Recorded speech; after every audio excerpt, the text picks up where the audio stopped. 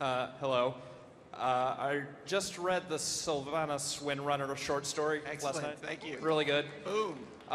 Questions arose from that regarding the shards of Frostmourne. Where are they? Did Sylvanas or some of her flunkies take it to Undercity, or something else entirely? Yeah, it specifically wasn't addressed in the story, and I actually don't know the answer as to. I didn't think they were there, honestly, but I don't think we've addressed it in the lore. Some very smart people picked those things up and took them somewhere where they will be safe. But I can imagine there will be shenanigans one day. Some idiot trying to reforge that damn thing. Sounds plausible to me. And that's about all I know about it. Thank you. Hi, my question's about Agalon. When you beat him, he starts to go on maybe a midlife crisis where he's like, you know, where the other planets he's destroyed, kind of the same as Azeroth. He seems to wonder how, you know, you can differ from the Titan plan. Then he decides, I think in a comic book, he needs more than 1 hour a week to see what makes us tick. What's he up to? Are there more of his kind that might kind of come see what he's up to? What's up with him? Good question. How do I answer this? The whole Titan storyline, who those folks are, what they're doing out in the universe, are they still alive? Did they have a plan for this, or for their plan for the world if it went south? We see in Old Doom that in fact they did, and it wasn't all that good for us. The Titan storyline, throughout World of Warcraft is something that needs to play out over a very, very long period of time. We can't just 2 expansions from now we'll have Titans. Like they're so big. Like I'm not entirely sure how to deal with them yet because they're massive, right? And they are from somewhere super exotic. So it's kind of hard to know exactly how to leverage them into the franchise. Although I loved what we did on Cataclysm, relative to that storyline coming back around, Wrath of the Lich King, with Old Doom. And all the storylines in that dungeon. So it's definitely something that is very vital to Warcraft's storyline, but we're still kind of letting it cook a little bit in terms of how we'll leverage them. I'll riff a little bit and tell you that there were things about Burning Crusade that I really, really loved. Shattered planets in the sky and ethereals running around. I mean, it was just so high concept and whack, right? It was not the same old fantasy thing. But as we talk to the community, certainly a lot of folks around the office were just like, I don't know, man. I just want to have gnolls and kobolds and run around in a pretty forest. Like, that's what fantasy is to me. So reflexively, when we built Northrend, you get like Grizzly Hills, you get these really just pretty areas, right? Because a lot of the team was just feeling, we want to get back to that. It's the familiarity of fantasy that really makes it work. It makes us feel at home in this world. But there's a part of me, man, that wants to just launch into all the the worlds out there. Like, are there still Draenei out there in the universe? Are the Titans still moving out there? Right? We didn't defeat the Burning Legion in Burning Crusade, right? They're still out there. There's all sorts of crazy critters out there. I want to go to Argus, right? The world of the Eredar. I want to go. I had this hook. I mean, how badass would it be if there's like this shining fleet of Draenei out there somewhere that Velen doesn't even know about, other survivors, right? Wow, that's Protoss. So there's so many flavors and themes I want to chase relative to these big mythic macro ideas, but it's just a matter of feeling it out, right? We got plenty of time with this game, but for the most part, I wanted to explain that a lot of our brothers and sisters at Blizzard kind of tend to like it a little more down to the ground. So let me just ask you, with y'all here, does the kind of weird Doctor Strange kind of cosmic stuff, like, is anyone in here into that kind of stuff, or? More than a few. So we'll see. I love that kind of stuff. So we'll see what happens with Titans and all that good stuff. I think it is safe to say that there's something about Azeroth that is unique within the cosmology And there's a reason that it's kind of the focus of this. Yeah. Thank you. Hi, I wanted to say thank you for the excellent Forsaken storylines in Cataclysm. I'm a diehard Forsaken fan, and I follow them religiously. I wanted to ask regarding the quest line in Hillsbrad specifically. Silly quests aside, I noticed there was an interaction between the Frostwolf clan of Alterac Valley and the Forsaken of Terran Mill. I felt that was somewhat unresolved. I really loved the anger, the hatred that it kind of swelled for my character. I'm a diehard role player.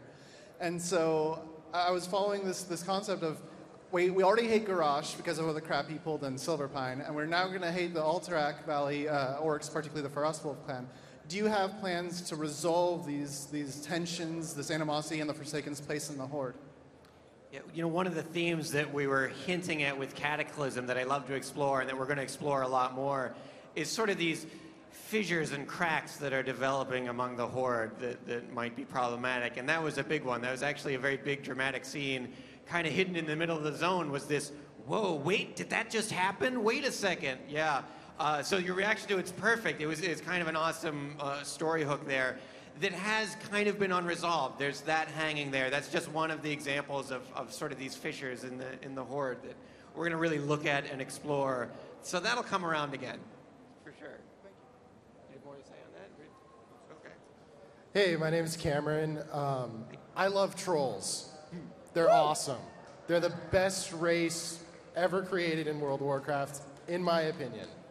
You already had us co-op Zul'jin. You gave us, you know, the new heroics, and they were great and fun to play. But will we ever really see a return of the troll empires? And just giving us good trolls back. I love what you guys did with the new starting area, too, by the way. Excellent. Really cool. Troll empires.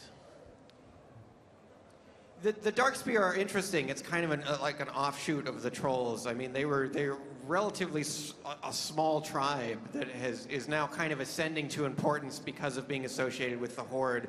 The rest of the troll tribes, very different situation. Man, if they ever could unite, look out world, right? And that's really kind of what the Zandalari we're trying to do.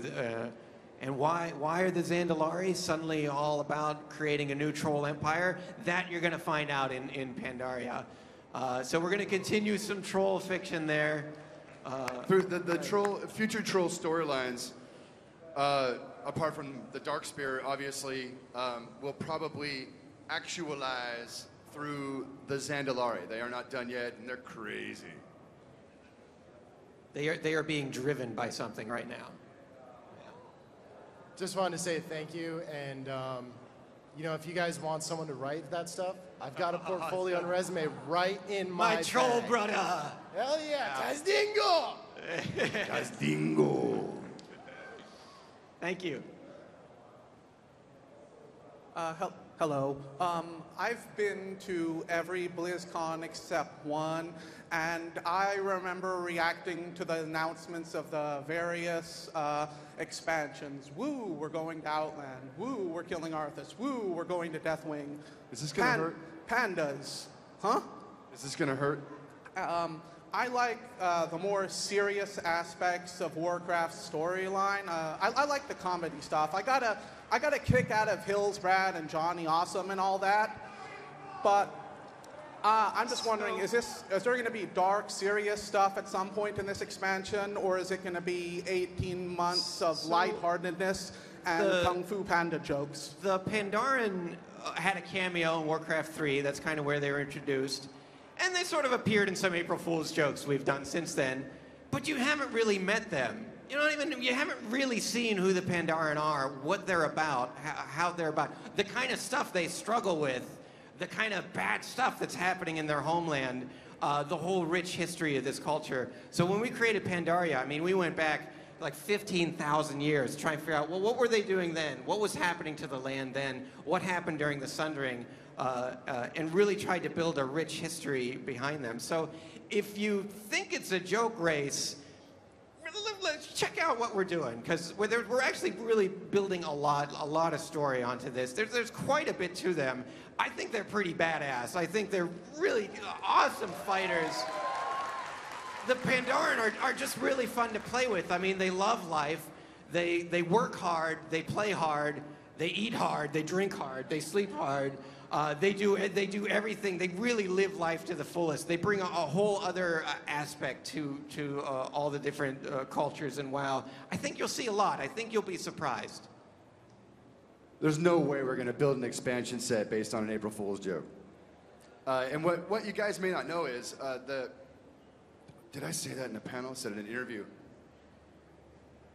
The Pandarens came, our senior art director, Sam Didier, right, kind of started drawing these guys years ago. It was just a passion project for him. And he painted all sorts of pictures of these guys. No one really thought, that we'd really include him in Warcraft. It was just what he loved drawing. And so he had like crazy panda shamans and just, his artwork was off the hook. And we were pretty much, I remember that, was it Warcraft 3? We included Chen Stormstout in Frozen Throne, maybe, in the Orc campaign? Was it after that? I can't remember anymore. But these guys are not a joke. This is an idea that we have been thinking about for years. It's one of our favorite flavors of Warcraft.